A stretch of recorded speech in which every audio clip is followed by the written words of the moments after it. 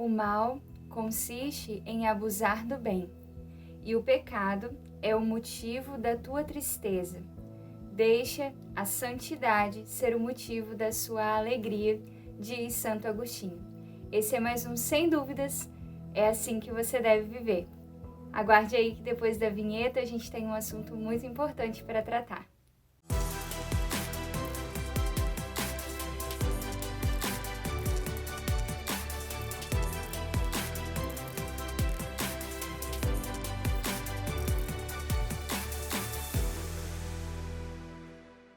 E aí, pessoal, como vocês estão? Espero que estejam muito bem.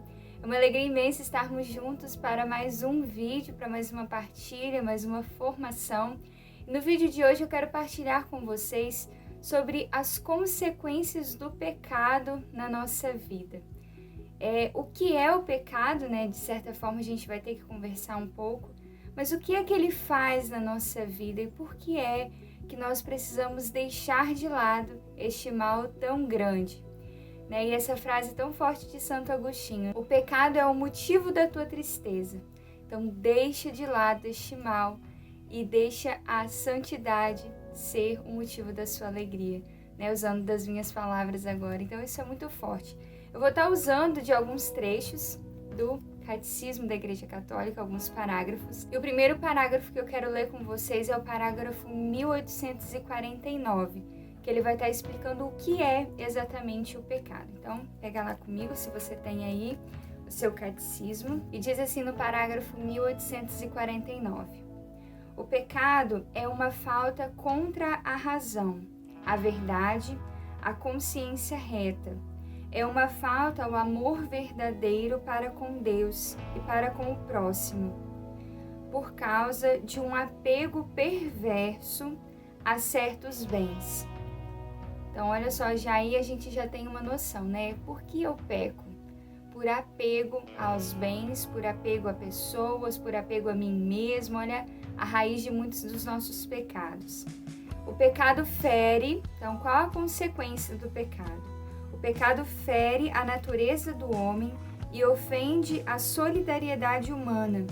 Foi definido como uma palavra, um ato ou um desejo contrário à lei divina. Então essa é a definição que o nosso catecismo dá para o pecado e o que ele faz, assim, de forma bem direta. O que o pecado faz? Ele nos afasta, ele nos tira dessa graça. Então quando o homem peca, ele deliberadamente, ele conscientemente decide por se afastar de Deus, por se afastar da graça, por se afastar daquele plano original de Deus para nós. Ele tenta tirar de si a imagem e semelhança de Deus, porque a gente vai ver um pouco mais para frente que essa verdade ninguém tira de nós. E também uma frase de Santo Agostinho que define muito bem assim para nós o pecado e que é bom para a gente meditar, para a gente saber por que eu peco, por que eu busco tanto pecado. E a frase dele diz assim: o pecado é fruto do amor a si mesmo e do desprezo a Deus. É um pouco forte essa frase, né? Se a gente for olhar todos os pecados que a gente comete, é exatamente isso que nos leva a pecar. Porque se nós obedecermos de forma profunda, vivermos de forma santa, o primeiro mandamento da lei de Deus, que é amar a Deus sobre todas as coisas e ao próximo como a nós mesmos, nós não iremos cair em nenhum pecado. Então, nisso, nós estaremos não desprezando a Deus e aí a gente não vai pecar. E aí um outro parágrafo que eu quero estar vendo com vocês é o parágrafo 1855 também no nosso catecismo, que vai falar um pouco sobre a definição do pecado mortal, que é importante a gente também ter consciência um pouquinho sobre o que é isso. E aí no catecismo diz assim: o pecado mortal destrói a caridade no coração do homem por uma infração grave da lei de Deus, desvia o homem de Deus, que é seu fim último, e sua bem-aventurança, preferindo um bem inferior. Então, o maior bem que o homem pode querer buscar é Deus. E o pecado mortal nos faz querer buscar de forma livre algo inferior. Qualquer outra coisa que nós queiramos buscar neste mundo é inferior a Deus. E o pecado é um dos exercícios da nossa liberdade, porque Deus nos fez livres. uma das grandes características de sermos verdadeiramente filhos de Deus é a nossa liberdade. E o pecado é um dos exercícios mal usados da nossa liberdade. Então, assim, pelo pecado mortal, a gente pode ver como nós escolhemos usar de forma errada a nossa liberdade. É exatamente isso. O pecado é uma das vias de exercício da nossa liberdade.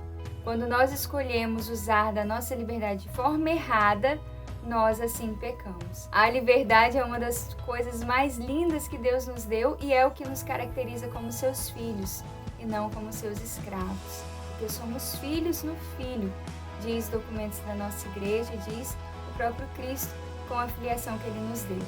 Então, quando nós escolhemos o pecado mortal, nós dizemos com toda a liberdade que nós preferimos o mal, preferimos nos afastar de Deus. E um outro parágrafo também que é importante a gente ver aqui é o 1863.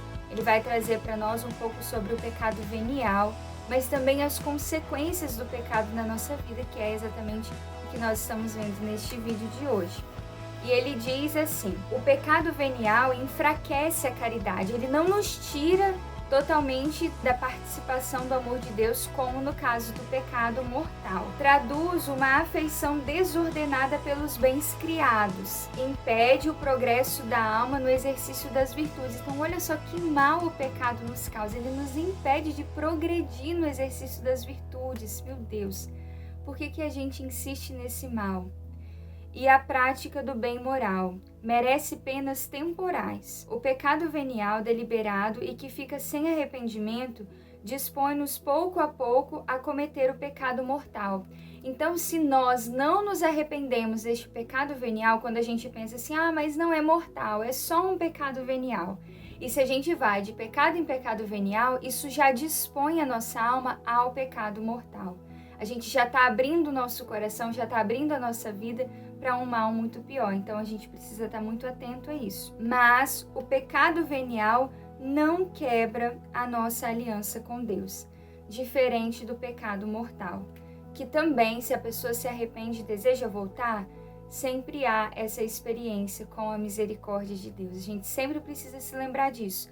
E por isso eu quis fazer esse vídeo, para que nós tivéssemos consciência das consequências do pecado na nossa vida. Isso é muito sério, a gente precisa ter consciência disso, porque o mundo está nos oferecendo uma vida que parece que pecar não é errado mais, que tem certas pessoas, tem certas situações em que a gente ousa até mesmo dizer, será que isso é pecado? Sendo que a gente sabe que é pecado. Então a gente precisa se recordar do que é pecado e nos arrependermos, nos converter, porque agora ainda é o tempo da misericórdia, o Senhor virá, estamos nos aproximando do Natal. O Senhor virá e quando estivermos diante dele será o tempo da justiça. Nós precisamos nos arrepender agora, irmãos. Precisamos nos converter verdadeiramente. E por fim, uma última coisa que eu quero dizer para vocês nesse vídeo, até diante de algumas coisas que eu já falei sobre a necessidade de nos arrependermos, é essa chamada, para vocês e para mim também, porque o primeiro ouvido que ouve é o meu quando eu estou dizendo essas palavras. É esse convite a essa experiência com a misericórdia. É esse convite que Deus nos faz todos os dias de voltarmos para o primeiro amor, de reconhecermos as nossas faltas, de reconhecermos os nossos pecados, de percebermos o quanto isso é só fruto do exercício da nossa liberdade. Nós fazemos isso porque nós queremos. Mas Deus nos dá a graça de conseguirmos não fazer isso. Ao mesmo tempo que nós, com a nossa liberdade, podemos dizer sim ao pecado, nós, com a nossa liberdade e com a graça de Deus, podemos dizer não ao pecado. Então, meu irmão, minha irmã, que realmente nós possamos nos voltar para Deus, nos lembrar que o Senhor virá julgar a terra inteira, virá ver o nosso coração verdadeiramente, ver as nossas intenções, aquelas que estão mais escondidas. Então é preciso que nós nos convertamos. Que a misericórdia de Deus te alcance e que você tenha essa experiência de voltar ao primeiro amor.